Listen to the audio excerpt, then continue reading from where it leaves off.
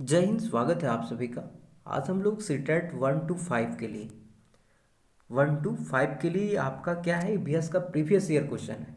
पर्यावरण अध्ययन का प्रीवियस ईयर क्वेश्चन है। जो भी आपको दिखेगा इस वीडियो में, जितने भी क्वेश्चन आपको दिखेंगे वो कहीं ना कहीं सीटेट में पूछा गया है। देखिए, पहला क्वेश्चन आपके सामने है कि मध्य प्रदेश के 3 निकटवर्ती राज्य आपको बताना है। ऑप्शन ए में है गुजरात, महाराष्ट्र, छत्तीसगढ़। ऑप्शन बी आपका उत्तर प्रदेश, राजस्थान और बिहार। तो सबसे पहले हम लोग देखेंगे मैप के थ्रू कि आपका मध्य प्रदेश कहाँ पे है। तो देखिए, मध्य प्रदेश आपका इस जगह पे मध्य प्रदेश है। तो इसके पड़ोसी राज्य कौन से हैं हो जाएंगे, तो हो जाएंगे आपके यूपी हो जाएंगे। ठीक है, यूपी हो गया, राजस्थान हो जाएगा, राजस्थान के बाद गुजरात हो जाएगा, फिर महाराष्ट्र भी हो जाएगा, महाराष्ट्र हो जाएगा, छत्तीसगढ़ हो जाएगा। यानी कि मध्य प्रदेश के 5 पड़ोसी राज्य हैं।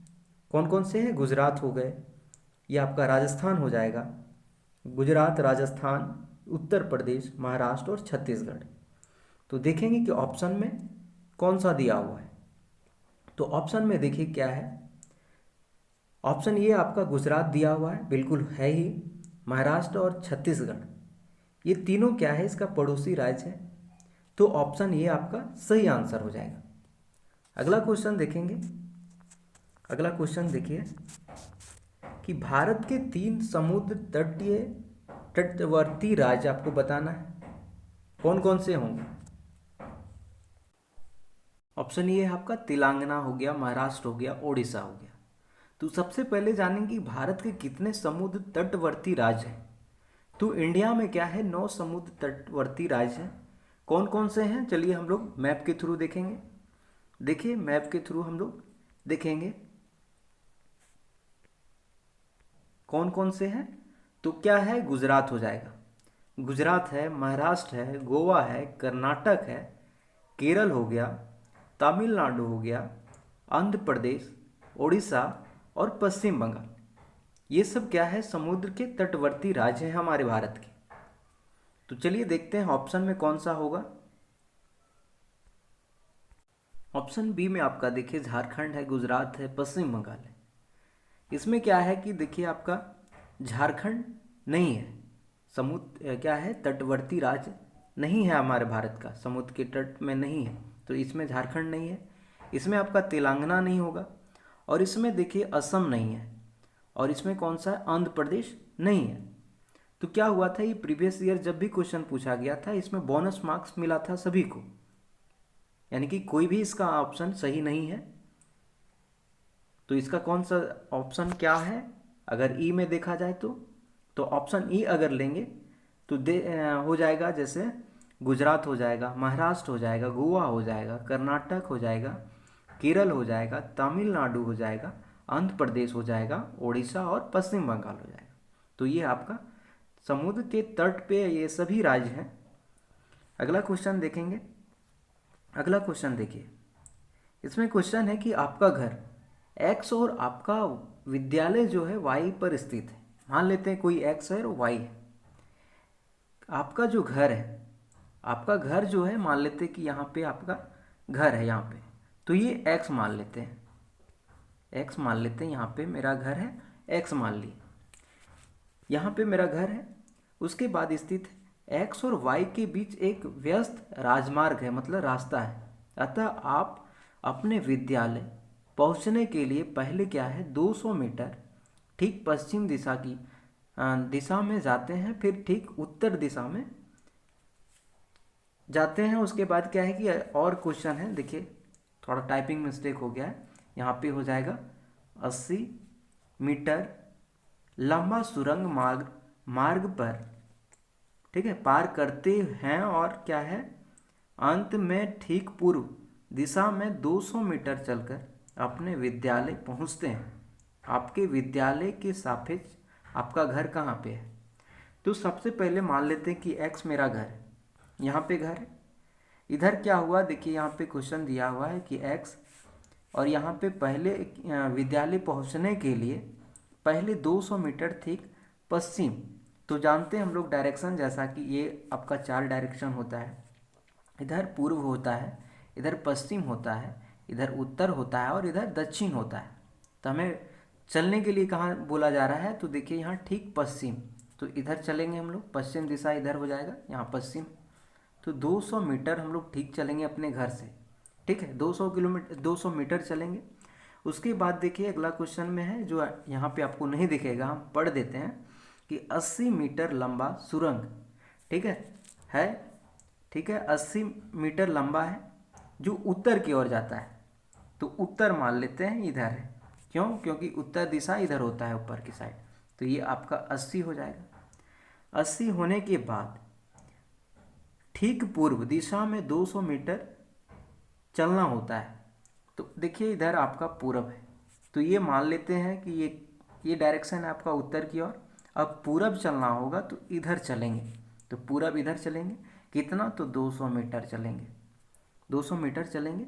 अब बता रहा है कि आप स्कूल पहुंच गए, यानी कि एक्स आपका घर था, आप पश्चिम की ओर 200 मीटर चले और फिर उत्तर की ओर 80 मीटर चले, उसके बाद फिर पूरब की ओर 200 मीटर चले।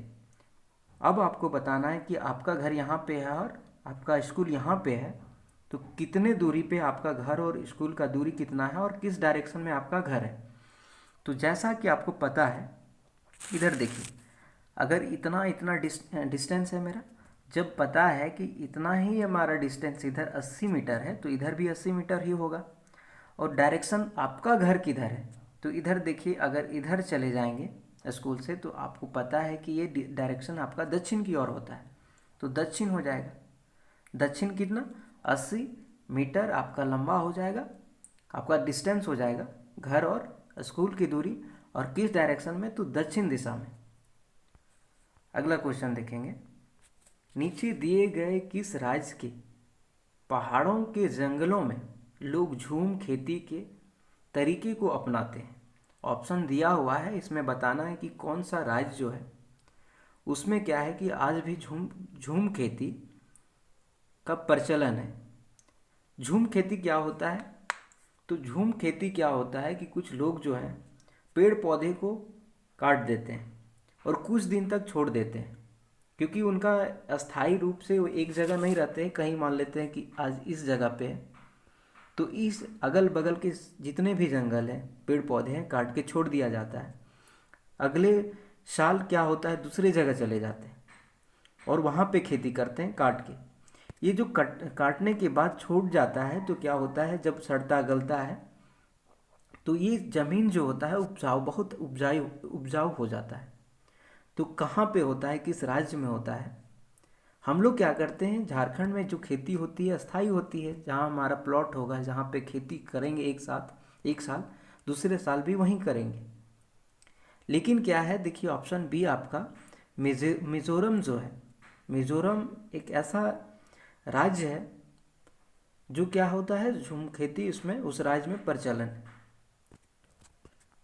ऑप्शन बी आपका सही आंसर हो जाएगा। तो देखिए कहाँ पे है मिज़ोरम, मिज़ोरम देखिए यहाँ पे है ऑप्शन, आपका मैप में यहाँ पे दिखेगा, यहाँ पे मिज़ोरम हो जाए, सॉरी मणिपुर है, मिज़ोरम देखिए यहाँ पे है, यहाँ पे।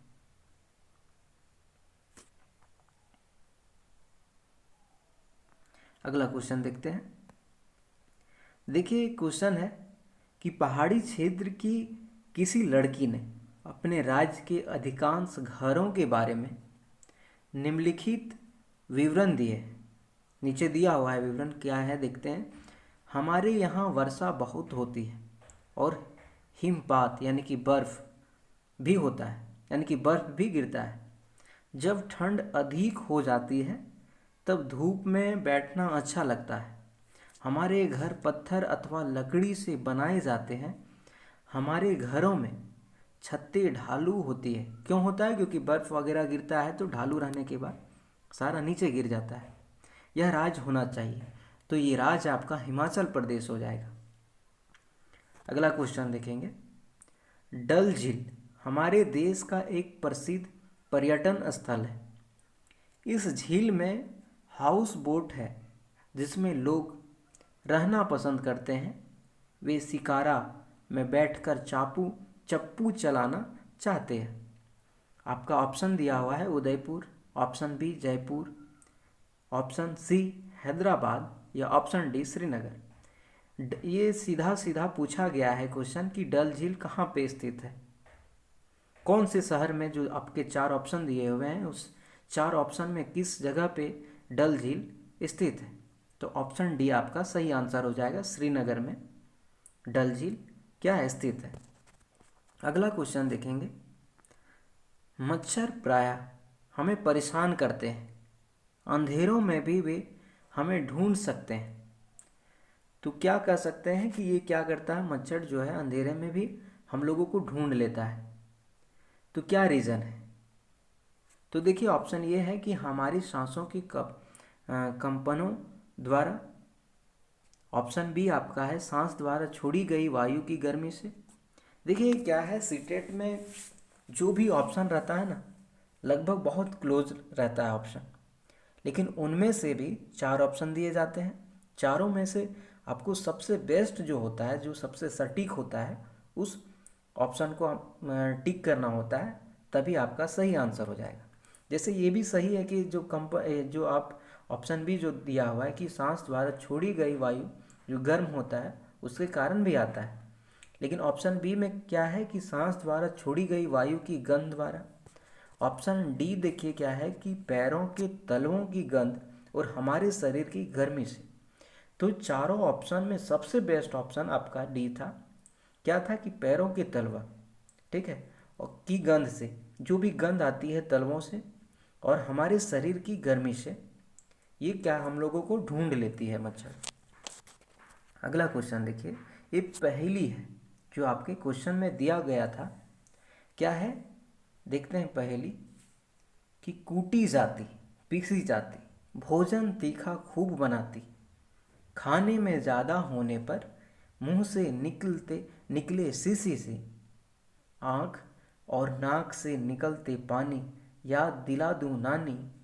उसके बाद सोचो सोचो कौन हूँ मैं, जल्दी बोलो कौन हूँ मैं। देखिए ये पहेली था, आपको बताना इस चार ऑप्शन में कौन सा किसके बारे में बताया गया है। तो देखिए ऑप्शन ए आपका हल्दी, ऑप्शन बी लौंग, ऑप्शन सी इलायची या ऑप्शन डी लाल मिर्च।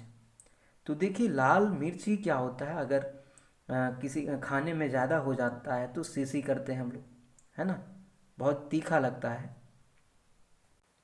आँख और नाक से पानी निकलने लगती है। तो ऑप्शन आपका डी आंसर हो जाएगा। अगला क्वेश्चन, निम्नलिखित में से वह युगल चुनिए जो हमारे देश के एक राज्य और एक केंद्र शासित प्रदेश से मिलकर बना है। देखिए दो ऑप्शन है, आपको बताना है कि हमारा एक राज्य भी जुड़ा हुआ है और एक केंद्र शासित प्रदेश भी जुड़ा हुआ है। कौन सा है देखते हैं। हम लोग जैसा कि जानते हैं कि हमारे भारत में 28 राज्य हैं। टोटल राज्य कितने हैं, 28 राज्य हैं और 8 केंद्र शासित प्रदेश हैं। तो आपको बताना है कि एक 28 जो राज्य उसमें से कौन सा ऑप्शन है और एक 8 जो केंद्र शासित प्रदेश है उसमें से कौन सा है। तो देखिए मणिपुर एक क्या है आपका राज्य, लेकिन जम्मू और कश्मीर क्या है, केंद्र शासित प्रदेश है। तो ये आपका ऑप्शन सही हो जाएगा।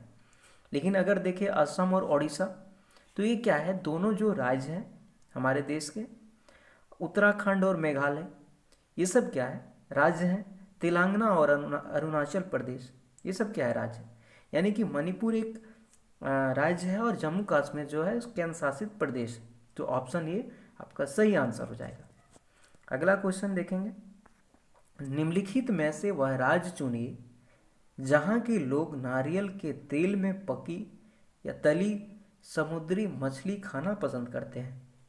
यानी कि आपका नीचे जो चार ऑप्शन दिया हुआ है वो एक राज्य का नाम बताना है या जगह का नाम बताना है, जो भी चार ऑप्शन में दिया हुआ है उसमें से क्या है कि नारियल के तेल से हम लोग मछली को फ्राई करते हैं और खाना बहुत पसंद करते हैं वहाँ के लोग।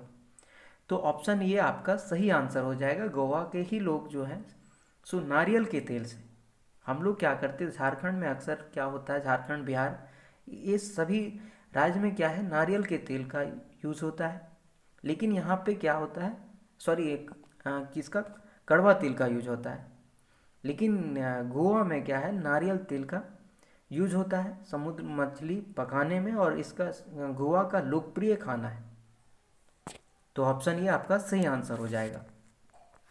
अगला क्वेश्चन देखेंगे, पर्यावरण अध्ययन ज़्यादा प्रभावशाली होगा, यानी कि पर्यावरण का अध्ययन यानी कि पढ़ाना ज़्यादा प्रभाव इफेक्टिव होगा यदि यदि क्या शिक्षक विषय में पारंगत होंगे, यानी कि बहुत ज़्यादा उस विषय में इनका कमांड रहेगा, बहुत पढ़े लिखे रहेंगे। तो क्या ये सही आंसर है? ऑप्शन बी भी देख लेंगे कि शिक्षक ने उद्देश्य पाठ के प्रारंभ में ही बता दिए। नहीं, ये तो बिल्कुल नहीं होगा। अगला कोई ऑप्शन देखते हैं, ऑप्शन सी है कि विभिन्न अर्थपूर्ण और महत्वपूर्ण सीखने के संसाधनों का प्रयोग करता या करती है। सही, बिल्कुल सही है। वे शिक्षक जो अर्थपूर्ण और महत्वपूर्ण, जो भी अर्थ जो है फुली अर्थपूर्ण होना चाहिए, ना कि कंफ्यूज रहे लड़का। अगर शिक्षक किसी बच्चे को पढ़ा रहे हैं तो ऐसा नहीं कि आधा अधूरा पढ़ाकर छोड़ दिया जाता है, ये गलत हो जाएगा। अर्थपूर्ण, ताकि उस जगह जितने भी विषय हैं जिसके बारे में अगर शिक्षक पढ़ाए तो उनको बच्चों को सही से जानकारी हो, अर्थपूर्ण हो और महत्वपूर्ण सीखने के संसाधनों का प्रयोग होता हो। यानी कि जो भी इम्पोर्टेंट सीखने का रिसोर्स होगा उसका यूज करके और अर्थपूर्ण तरीके से बताया जाए, तब वो शिक्षक क्या होंगे, पर्यावरण अच्छे से पढ़ा सकेंगे। तो ऑप्शन सी आपका सही आंसर हो जाएगा। अगला क्वेश्चन देखते हैं, पर्यावरण अध्ययन को एकीकृत करने की आवश्यकता क्यों है? ऑप्शन ये आपका, क्योंकि बच्चा खंडित बातों के बजाय संपूर्णता में बातों को आसानी से समझता है। ऑप्शन बी देखेंगे, क्योंकि बच्चा अमूर्त बातों से अपने अनुभव जोड़ पाते हैं। तो बच्चा कैसे जोड़ पाएगा, ये बिल्कुल गलत है। ऑप्शन सी देखिए, क्योंकि बच्चा संपूर्णता में बातों को आसानी से रट रहा। देखिए कुछ वर्ड जो हैं वो बिल्कुल पढ़ने से ही काट दे सकते हैं, जैसे रटना हो गया। रट तो देखिए जितना भी हम लोग पढ़ते हैं ना, रटना नहीं होता है। हम लोग क्या करते हैं, समझने का कोशिश करते हैं। जब भी बच्चों को पढ़ाएंगे हम, तो रटने का मकसद ना हो बल्कि समझाने का मकसद हो, समझे ताकि उसका जो मानसिक विकास हो वो विकसित हो सके। तो जहाँ भी रटना होगा, केवल होगा, ये सब क्या है, ऑप्शन बिल्कुल आप देखकर ही काट सकते हैं। अगला ऑप्शन देखिए, ऑप्शन डी, कि क्योंकि बच्चा खंडित बातों को आसानी से समझकर सार्थक समझ विकसित करता है। तो कौन सा ऑप्शन आपको सबसे सटीक होगा? क्योंकि बहुत सारी जितने भी 3 ऑप्शन थे लगभग क्या है, कहीं ना कहीं थोड़ा क्लोज ऑप्शन है। तो ऑप्शन डी या ऑप्शन ए कौन सा सही हो जाएगा? ये आपका ऑप्शन क्या हो जाएगा, ऑप्शन ए सही हो जाएगा। ऑप्शन ए, क्योंकि क्या है, बच्चा खंडित बातों के वजह संपूर्णता में बातों को आसानी से समझता है। तो ऑप्शन ए आपका सही आंसर हो जाएगा। अगला क्वेश्चन देखिए क्या है, कि निम्नलिखित तकनीकों में से रेटिंग स्केल में कौन सी तकनीकी का उपयोग होता है? तो रेटिंग जो स्केल होता है वो क्यों, किस तकनीकी का उपयोग होता है, क्यों करने रेटिंग स्केल क्यों यूज करते हैं हम लोग? ऑप्शन ये, दत्त का असाइनमेंट के लिए, चेक लिस्ट यानी कि जांच सूची। तो क्या है, ऑब्जर्वेशन के लिए हम लोग क्या करते हैं, स्केल, रेटिंग स्केल का यूज करते हैं। अगला क्वेश्चन देखेंगे कि निम्नलिखित में से कौन सा पर्यावरण अध्ययन में सीखने का रचनात्मक आकलन का साधन नहीं है? ऑप्शन ए, वार्षिक उपलब्धि परीक्षण। देखिए ये बिल्कुल कह सकते हैं, ये क्या है, साल में एक बार परीक्षा लेना, ये बिल्कुल गलत है। मान लीजिए ठीक है, पढ़ा रहे हैं, उसको हम चेक नहीं कर रहे हैं, तो ये गलत है ना। एक साल में एक बार परीक्षा लेंगे, उसके बीच कुछ लेंगे ही नहीं, जांच करेंगे साल में एक बार, तो ये गलत है। तो ये आपका ऑप्शन ये सही हो जाएगा, क्योंकि पूछा गया है कि कौन सा साधन गलत है। तो ऑप्शन ये आपका सही आंसर हो जाएगा। अगला क्वेश्चन देखिए क्या है कि पर्यावरण अध्ययन में मानचित्र पढ़ना एक आवश्यक कौशल विकसित करता है। वह कौशल है, यानी कि जो भी हम पर्यावरण अध्ययन करते हैं, पर्यावरण के बारे में हम लोग पढ़ते हैं, उसमें मानचित्र का पढ़ना एक आवश्यक क्या है, स्किल है। और वो क्या होता है, डेवलप होता है। वह कौन सा कौशल है, कौन सा स्किल है। तो ऑप्शन यह है कि ग्लोब का माप और रेखाओं की स्थिति का उपयोग करना कौशल गलत है। तो सबसे अच्छा कौशल कौन सा हो जाएगा, तो ऑप्शन डी कौशल सही हो जाएगा। कौन सा होगा, मैप से हम लोग क्या पढ़ते हैं, उसका स्थान, मतलब कौन सा जगह कहाँ पे है, क्योंकि मैप से ही हम लोग पूरा रिप्रेजेंट करते हैं वर्ल्ड को, है ना, कि कौन जगह इंडिया कहाँ पे है, अफ़गानिस्तान कहाँ है, पाकिस्तान कहाँ है, ऑस्ट्रेलिया कहाँ पे है। तो स्थान का क्या होता है, दूरी का भी होता है कि कितना कहाँ से कहाँ तक दूरी क्या है, मैप के थ्रू हम लोग बता देते हैं। और दिशाओं, डायरेक्शन से ही एक जगह से दूसरे जगह हम लोग जाते हैं। तो ये आपका क्या है, स्थान, दूरी और दिशाओं की सापेक्ष स्थिति को समझने का कौशल।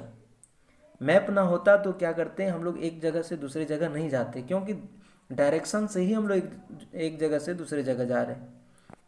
तो ये बहुत इम्पोर्टेंट है। अगला क्वेश्चन देखिए, एक शिक्षक क्या डूबा क्या तैरा पानी में। ध्यान से पढ़िएगा कि एक शिक्षक क्या डूबा क्या तैरा पानी में से संबंधित एक प्रयोग का संचालन करता है। यानी कि कोई शिक्षक है, एक प्रयोग कर रहे हैं अपने स्कूल में बच्चों के द्वारा, बच्चों को सिखा रहे हैं कि क्या डूबा और क्या तैरा। विद्यार्थी में निम्नलिखित में से कौन सी प्रक्रिया कौशल का विकास होगा। तो जब भी डुबाएंगे या नहीं डूबेगा, कोई भी चीज़ होगा जो डुबा रहे हैं और क्या नहीं डूबा, तो इसमें कौन सा ऑप्शन सही हो जाएगा, कौन सा कौशल आपका विकास हो रहा है। अवलोकन का, पहचानना का, पानी से प्रति संवेदना बिल्कुल गलत, समझ। तो ये तीनों हम कुछ ना कुछ सही था, क्लोज ऑप्शन था, लेकिन सबसे अच्छा है क्या, ऑब्जर्व कर रहे हैं, अवलोकन कर रहे हैं कि क्या तैर रहा है क्या नहीं तैर रहा है। तो क्या कर रहे हैं हम लोग, अवलोकन कर रहे हैं। क्यों करेंगे, इस कौशल से क्या होता है, विकास होता है हम लोग का माइंड जो होता है वो डेवलप होता है, सोचने की शैली जो होती है, कौशल जो होता है वो बढ़ता है। तो ऑप्शन ये आपका सही आंसर हो जाएगा। अगला क्वेश्चन देखते हैं कि पर्यावरण अध्ययन के शिक्षण में प्रक्रिया कौशल को प्रोत्साहित करना चाहिए, जो कि पूछताछ आधारित प्रायोगिक अधिगम का एक मूल है। निम्नलिखित में से कौन सा एक प्रक्रिया कौशल नहीं है। आपको बताना है कि कौन सा एक कौशल नहीं है, कौन सा स्किल नहीं है इसमें चारों से में। तो अवलोकन तो देखे, जस्ट पहले ही भी पढ़े, अवलोकन तो होता है। निष्करण ये भी होता है। निर्धारित करना ये नहीं होता है, निर्धारित करना ये कोई कौशल नहीं होता है। तो पूर्वानुमान क्या होता है कि अनुमान लगाते हैं, पहले ही किसी भी चीज़ का होने या ना होने का अनुमान लगाते हैं, यानी कि सोचने का, क्रिटिकल थिंकिंग का क्या होता है, डेवलप होता है। तो ये आपका सही होगा, ये भी हो जाएगा और ये भी बी, ए और डी दोनों तीनों सही हो जाएगा। तो कौन सा सही नहीं है आपको बताना है, तो ऑप्शन सी ये नहीं सही है, निर्धारित करना किसी प्रकार का कौशल नहीं है। तो ऑप्शन सी सही आंसर हो जाएगा। अगला क्वेश्चन देखेंगे, ईवीएस का एक शिक्षाप्रद क्रियाकलाप होना चाहिए। ऑप्शन ए वास्तविक जीवन पर आधारित और विद्यार्थियों के लिए आनंददायक। तो कोई भी सब्जेक्ट हो वो क्या होगा, अपने लाइफ से, अपने जीवन से रिलेटेड आधारित ही पढ़ाई का तरीका होना हो। ठीक है, बच्चों शिक्षक क्या है, रिलेटेड हो, जो उसके इर्द गिर्द हो, अपने पूरे जीवन से या वास्तविक जीवन से आधारित हो, विद्यार्थियों के लिए आनंददायक हो। ऐसा नहीं कि ईवीएस को पढ़ा रहे हैं तो बच्चा को टेंशन हो रहा है, सर दर्द कर रहा है, ऐसा नहीं। प्रेशर से किसी भी चीज़ को, कोई भी सब्जेक्ट हो, उसे पढ़ाया नहीं जा सकता है। तो वास्तविक जीवन पर आधारित तो होगा ही, और क्या है, विद्यार्थियों के लिए आनंददायक भी होगा, तभी ईवीएस पढ़ाना एक क्या होगा, अच्छा ही होगा, वरना किसी प्रकार का फायदा नहीं होने वाला है। तो ऑप्शन ये आपका सही आंसर हो जाएगा। अगला क्वेश्चन देखते हैं कौन सा क्वेश्चन है। देखिए क्वेश्चन है आपका कि क्रियाकलाप आधारित अधिगम के अभ्यास में सम्मिलित निम्नलिखित चरणों को सही क्रम में व्यवस्थित कीजिए। यानी कि 4 ऑप्शन है, उसमें से पहला कौन होगा, यानी कि ए कौन होगा सबसे पहले, उसके बाद बी कौन, मतलब ये चारों जो ऑप्शन है इसमें बताने कि पहला किसका काम है, फिर दूसरा, फिर तीसरा और फिर चौथा अरेंज करना है आपको। ऑप्शन देखिए ये में लिखा हुआ है कि क्रियाकलाप का संचालन, तो संचालन कब करेंगे, ये नहीं होगा संचालन। तो देखिए ऑप्शन में क्या है, पहला देखिए हम लोग क्या करेंगे, ऑप्शन से हम लोग छाटेंगे। जैसे ये हो गया ऑप्शन ए, तो ऑप्शन ए में देखिए पहला ये है, तो ये क्या है कि संचालन करना, ये बिल्कुल गलत। जब तक योजना नहीं बनाएंगे ये कैसे होगा। देखिए दोहराया कब जाता है, किसी भी काम को लास्ट में दोहराया जाता है, जब कंप्लीट हो जाता है उसके बाद फिर दोहराया जाता है। तो देखिए सबसे बी सबसे लास्ट होना चाहिए, तो बी कहाँ पे लास्ट है, तो देखिए दोनों ऑप्शन में बी लास्ट है, तो या तो बी होगा या तो डी होगा। देखिए क्या करना है, सारा ऑप्शन को एलिमिनेट करना है, छांटने का कोशिश करेंगे ऐसे क्वेश्चन में। तो देखिए या तो बी होगा या तो डी होगा। तो अब देखते हैं कि बी होगा या डी, तो देखिए सी है यहाँ पे।